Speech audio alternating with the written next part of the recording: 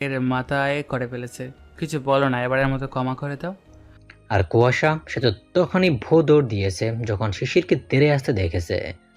শিশির চোখ মুখ লাল করে নিহার আর হিমের দিকে তাকালো। নিহার ভয় না পেলেও হিম ভয় পেয়ে গেল।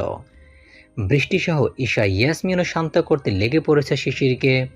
এর মাঝে ঈশার চোখ গেল শিশিরের বুকের উপর। চোখ যেতে আটকে উঠল সে।